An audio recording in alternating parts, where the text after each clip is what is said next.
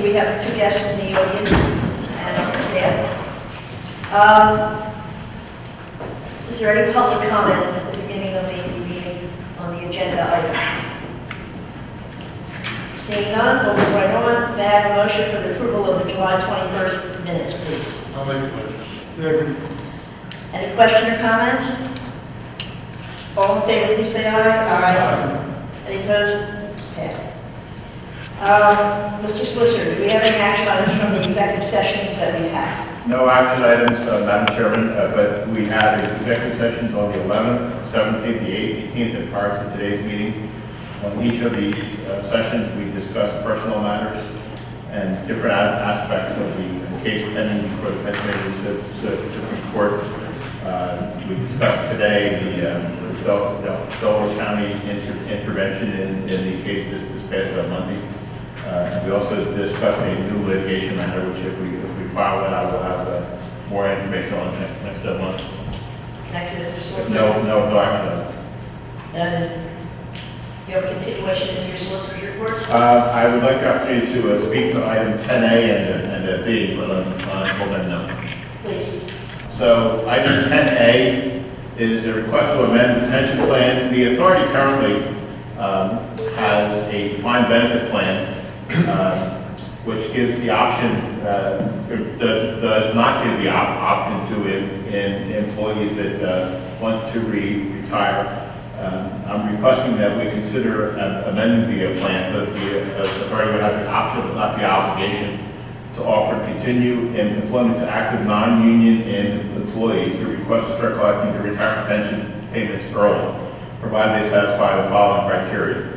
They have at least 30 years of accredited service, and that's defined in the plan document. They have attained age 65, which is the normal retirement age. And someone meeting those two criteria would then be able to choose from the all available monthly annuity options currently provided in the plan. Once an election would be made, it's irrevocable, and it's the continued employment is an option, not an obligation. So it's subject to mutual agreement of the retiree and the authority. If both parties want to do it, it will be able to allow us to go forward. Once the pension commences, the employee will no longer earn additional pension accruals. The plan is amended to increase the eligible number of allowable hours worked per week from 20 to 37.5 for those who satisfy these criteria. And this amendment to the plan will be subject to the solicitor's review and approval as the form of content. We recommend this because after people have worked for the authority for 30 years, they no longer get additional accredited service. They only get salary increases. This would give them the opportunity to start collecting their pension earlier.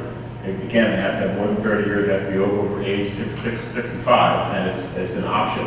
So if the board were to approve this today, we would then make the appropriate amendments to amend the plan. The recommendation is ready for approval today. May I have a motion for item 10A, please? So moved. Is there a second? Second.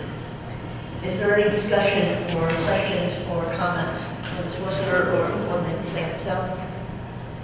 Seeing none, may we have a roll call vote? Mr. Dexter? Mr. Butler? Yes. Mrs. Lightsell? Yes. Dr. Lewis West? Yes. Mr. McGinn? Yes. Mr. Rivera? Yes. Mr. Shelton? Yes. Mrs. Smith? Yes. Motion carries. Thank you. 10B, Mr. Solicitor? 10B makes it clear that that provision would apply specifically to Mr. Krupiak, effective now. Mr. Krupiak has 42 years of accredited service, so he's not going to get credit for his service for the past 12 years.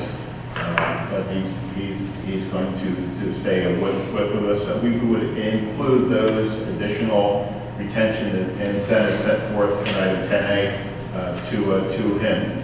And we would amend his employment agreement to reflect that. Thank you.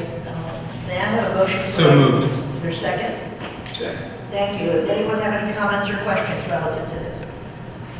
Seeing none, Mr. Dexter, may we have another roll call vote, please? Mr. Butler? Yes. Mrs. Lightsell? Yes. Dr. Lewis West?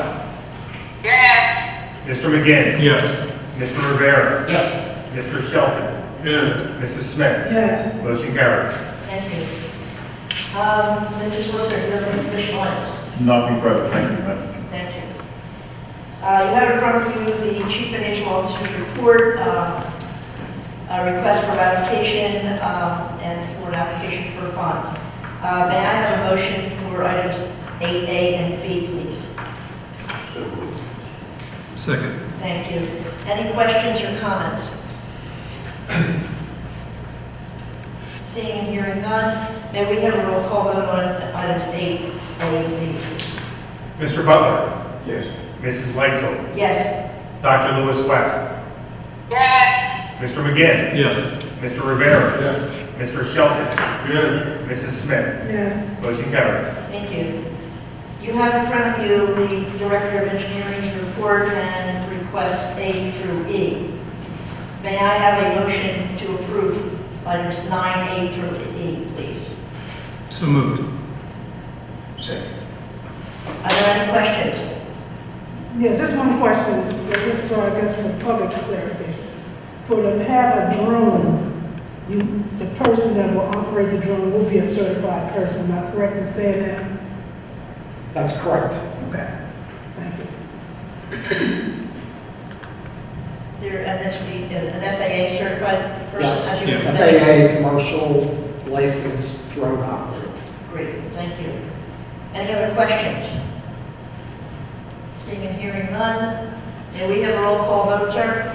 Mr. Butler. Yes. Mrs. Lightsell. Yes. Dr. Lewis West. yes, Mr. McGinn. Yes. Mr. Rivera. Yes. Mr. Shelton. Yes. Mrs. Smith. Yes, Motion carries. Thank you. Now we're up to item number 11, the Executive Manager's Report. I have nothing further to add, Madam Chair. Thank you. Is there any new business?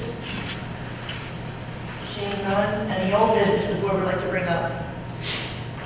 Bring none, now we're up to public comment. Do we have public comment today?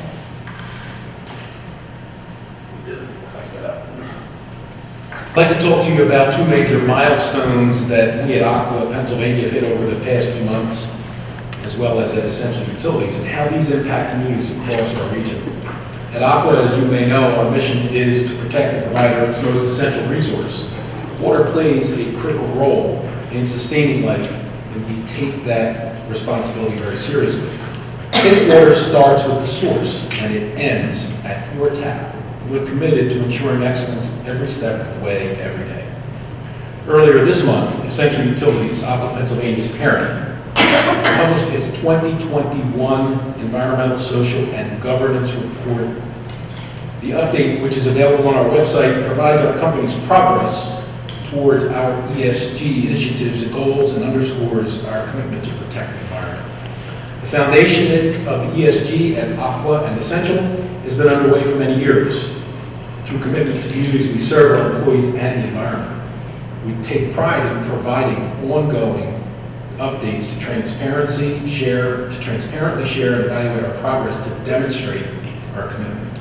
Some highlights that I'd like you to consider. We're committed to the environmental footprint. In Pennsylvania, we're buying nearly 100% of our energy needs from renewable sources. We are committed to supplier diversity and employee diversity.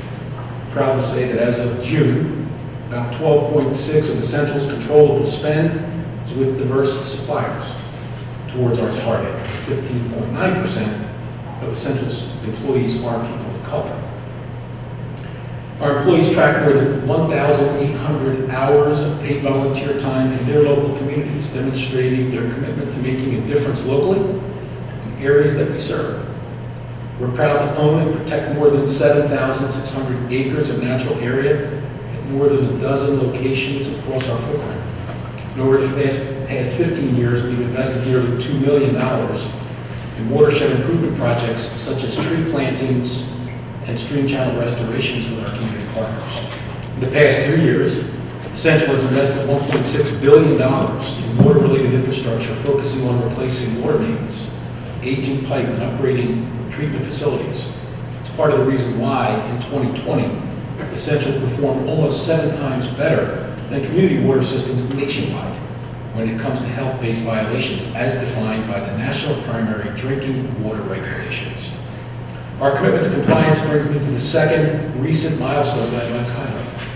In July, we hit the one-year anniversary of the ribbon cutting on our new 14,700 square foot laboratory at our Bryn Mawr headquarters. The lab, which is more than double the size of the previous lab that served our company for more than 70 years, is staffed by 13 chemists and microbiologists who have the capacity to perform 90,000 water quality tests per year. Day in and day out, our professionals are testing water in state-of-the-art technology that ensures municipalities we serve are receiving water that is compliant with all federal regulations, which can be a serious struggle for some municipalities owned utilities with tight budgets. Our lab is one of only 2 utility laboratories accredited and the only lab certified to test for perfluoroalkyl PFAS contaminants. I'm not going to try to say that in Pennsylvania. PFAS is a growing issue in our region, and Aqua is proud to lead the charge in addressing it. We've seen time and time again the impact of our commitments to the environment, compliance, and water quality it can make in the communities we serve, and the burden it takes off of municipalities. We look forward to the opportunity to put the expertise to work in Chester as soon as we can. Thank you again for allowing me the time to speak. To learn more about our company and our plan, please urge the CWA employees and customers to visit aquiferchester.com. Thank you very much and have a pleasant day. Thank you, Mr. Give us a copy of his written statement. Would you be able to do that? Well, they're on cards, so I can put them on the letterhead and send them over. I think I've done it in the past. Yeah. Yeah, I'm happy to do that. Sure. Thank you. Seeing none, may I have a motion to adjourn, please?